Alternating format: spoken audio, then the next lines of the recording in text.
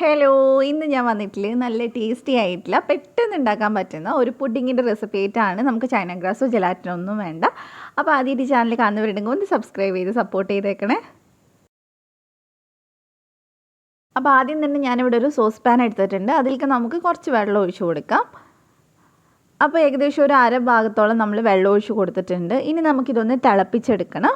അല്ലാതെ വേറെ നമ്മൾ ഇതിലേക്കൊന്നും ചേർക്കുന്നില്ല. നന്നായിട്ട് തിളച്ച് വരുന്ന സമയത്ത് നമ്മൾ ഇതിനകത്തോട്ട് ചേർക്കുന്നത് ചൗവരിയാണ്. നമ്മൾ പായസത്തിനൊക്കെ എടുക്കുന്നില്ലേ, അപ്പോൾ അതാണ് 1/3 കപ്പിലാണ് കേട്ടോ ഞാൻ ചേർത്ത് കൊടുത്തിട്ടുള്ളത്.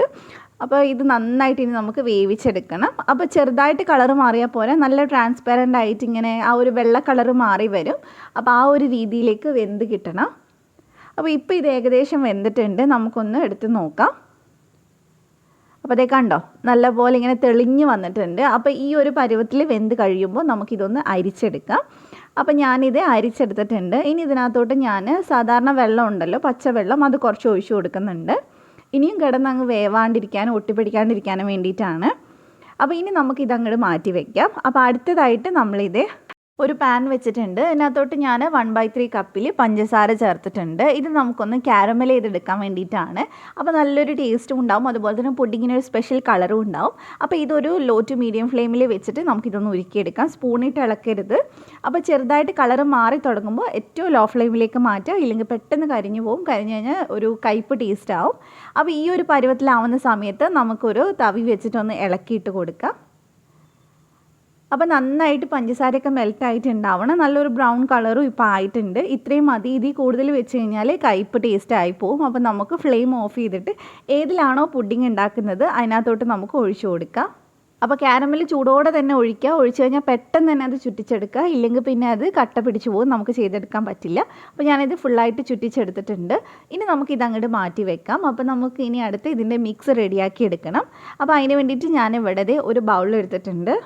അതിലേക്ക് 3 മുട്ട ചേർത്തിട്ടുണ്ട്. അതിൻ്റെ കൂടെ തന്നെ നമുക്ക് 1/3 കപ്പിൽ പഞ്ചസാര ചേർത്ത് കൊടുക്കാം.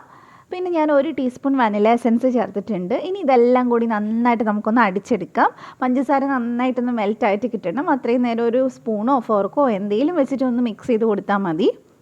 അപ്പോൾ നല്ലപോലെ മിക്സ് ചെയ്തെടുത്തതിന് ശേഷം നമ്മൾ ഇതിനകത്തോട്ട് ചേർത്ത് കൊടുക്കുന്നത് പാലാണ്. അപ്പോൾ ഞാൻ 1 കപ്പ് പാലെടുത്തിട്ടുണ്ട്. എന്നിട്ട് നമുക്ക് നന്നായിട്ട് മിക്സ് ചെയ്തെടുക്കാം. നമ്മൾ നോർമൽ പശുവും പാലാണ് കേട്ടോ, തേങ്ങാപ്പാലല്ല. അപ്പോൾ നന്നായിട്ട് ഇനി നമുക്ക് മിക്സ് ചെയ്തെടുക്കാം. മുട്ടയും പാലും നന്നായിട്ടൊന്ന് മിക്സ് ആയിട്ട് വരണം. ഇപ്പോൾ അത്യാവശ്യം നന്നായിട്ട് മിക്സ് ആയിട്ടുണ്ട്. ഇനി നമുക്കിതൊരു വേറൊരു ബൗളിലേക്ക് അരിച്ചൊഴിച്ച് കൊടുക്കാം. മുട്ടയുടെ എന്തെങ്കിലും അംശമൊക്കെ ഉണ്ടെങ്കിൽ അത് പോകാൻ വേണ്ടിയിട്ടാണ്. അപ്പോൾ ഇതേ നമ്മൾ അരിച്ചെടുത്തിട്ടുണ്ട്. അപ്പോൾ നമ്മുടെ മിക്സ് ഏകദേശം ഇവിടെ റെഡി ആയിട്ടുണ്ട്. ഇനി നമ്മൾ നേരത്തെ വേവിച്ച് വെച്ചിട്ടുള്ള ചൗവരി ഉണ്ടല്ലോ, അത് ഇതിനകത്തോട്ട് ഇട്ട് കൊടുക്കുകയാണ് കേട്ടോ ചെയ്യുന്നത്. അപ്പോൾ ചെറുതായിട്ട് ഇങ്ങനെ ഒട്ടിപ്പിടിച്ചിരിപ്പുണ്ടാവും, പക്ഷേ കുഴപ്പമില്ല. ഇതിലേക്ക് മിക്സ് ആവുന്ന സമയത്ത് അതെല്ലാം കൂടി വേറെ വേറെ ആയിക്കോളും. അപ്പോൾ നമ്മൾ മുഴുവനായിട്ടും ചേർത്തിട്ടുണ്ട്. ഇനി ഒന്ന് മിക്സ് ചെയ്തെടുക്കുക. ഇനി സ്പൂൺ വെച്ച് മിക്സ് ചെയ്യുന്നതിനേക്കാളും നല്ലത് ഫോർക്ക് അല്ലെങ്കിൽ ഒരു വിസ്കൊക്കെ വെച്ച് മിക്സ് ചെയ്യുന്നതാണ്. അപ്പോൾ പെട്ടെന്ന് നമുക്ക് മിക്സ് ആയിട്ട് കിട്ടും. എല്ലാം കൂടി വേറെ വേറെ ആയിട്ട് സെപ്പറേറ്റ് ആയിക്കോളും. അപ്പോൾ നല്ല പോലെ ഇത് നമ്മൾ മിക്സ് ചെയ്ത് എടുത്തിട്ടുണ്ട്. അപ്പോൾ ഇനി നമുക്കിത് നേരത്തെ നമ്മൾ കാരമൽ ഒഴിച്ച് വെച്ചിട്ടില്ല ആ ടിന്നിനകത്തോട്ട് ഡയറക്റ്റ് അങ്ങ് ഒഴിച്ചു കൊടുത്താൽ മതി. ഞാനിവിടെ 6 ഇഞ്ചിൻ്റെ പാനാണ് ഇട്ട് എടുത്തിട്ടുള്ളത്. അപ്പോൾ നമ്മൾ മുഴുവനായിട്ട് ഒഴിച്ചു കൊടുത്തിട്ടുണ്ട്. ഇനി നമ്മളിത് ആവിയിൽ വേവിച്ചെടുക്കുക ചെയ്യുന്നത്. നിങ്ങൾക്ക് ഇഡ്ഡലി ചെമ്പിൽ വേണമെങ്കിൽ ചെയ്തെടുക്കാം. ഞാനിവിടെ ഒരു പാൻ എടുത്തിട്ടുണ്ട്. അതിലേക്ക് വെള്ളം നന്നായിട്ട് ഇത് ഒന്ന് ചൂടായി വരുന്ന സമയത്ത് ഞാൻ അതിലേക്ക് ഒരു റിങ് ഇട്ട് കൊടുത്തിട്ടുണ്ട്. അതിൻ്റെ മേലെയായിട്ട് നമുക്കിതൊന്ന് ഇറക്കി വെച്ച് കൊടുക്കാം. വെള്ളം ഒന്ന് തിളച്ച് തുടങ്ങുമ്പോൾ വേണം ഇത് വെച്ച് കൊടുക്കാനായിട്ട്. എന്നിട്ട് നമുക്ക് ഇതുപോലൊരു കോട്ടൺ ടവൽ വെച്ചിട്ടൊന്ന് അടച്ചു കൊടുക്കാം. ആ പുഡിങ്ങിലേക്ക് വെള്ളം വീഴാണ്ടിരിക്കാൻ വേണ്ടിയിട്ടാണ്. അതിൻ്റെ മേലെ വേണം നമ്മൾ എന്നിട്ട് അടപ്പ് വെച്ച് കൊടുക്കാനായിട്ട്. അപ്പോൾ ഒട്ടും തന്നെ അതിലേക്ക് വെള്ളം വീഴില്ല. അപ്പോൾ ഇനി നമ്മളിത് ഏകദേശം ഒരു 35 തൊട്ട് 40 മിനിറ്റ് വരെ ഒന്ന് മീഡിയം ഫ്ലെയിമിൽ വേവിച്ചെടുക്കുക, അല്ലെങ്കിൽ ലോ ടു മീഡിയം ഫ്ലെയിമിൽ വെച്ചിട്ട് വേവിച്ചെടുക്കുക. വെള്ളം അത്യാവശ്യം ഒഴിച്ചു കൊടുക്കണം, ഇല്ലെങ്കിൽ വെള്ളം പെട്ടെന്ന് വറ്റിപ്പോവും. ഇതിപ്പോൾ ഇവിടെ റെഡി ആയിട്ടുണ്ട് കേട്ടോ, അത്യാവശ്യം നന്നായിട്ട് റെഡിയായി വന്നിട്ടുണ്ട്. ഇനി നമുക്ക് ഇതൊന്ന് ചൂടാറുന്ന സമയത്ത് ഇതിൻ്റെ സൈഡൊന്ന് വിടുവിച്ചിട്ട് നമുക്കൊരു പ്ലേറ്റിലേക്ക് മാറ്റാം. നിങ്ങൾക്ക് ഇത് തണുപ്പിച്ച് കഴിക്കാനാണ് ഇഷ്ടമെങ്കിൽ ചൂടാറിയതിന് ശേഷം 1-2 മണിക്കൂർ ഫ്രിഡ്ജിൽ ഒന്ന് തണുപ്പിച്ചതിന് ശേഷം വേണമെങ്കിലും സെർവ് ചെയ്യാം.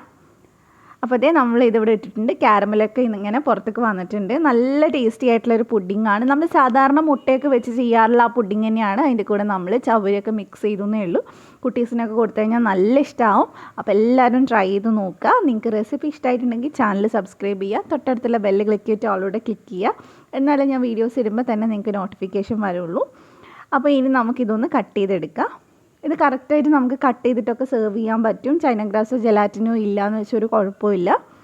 അപ്പോൾ എല്ലാവരും വീഡിയോ ഒന്ന് ട്രൈ ചെയ്ത് നോക്കുക കണ്ടിട്ട്. അപ്പം നമുക്ക് മറ്റൊരു നല്ല റെസിപ്പി ആയിട്ട് വീണ്ടും കാണാം ഇൻഷാ അല്ലാഹ്. Thank you for watching.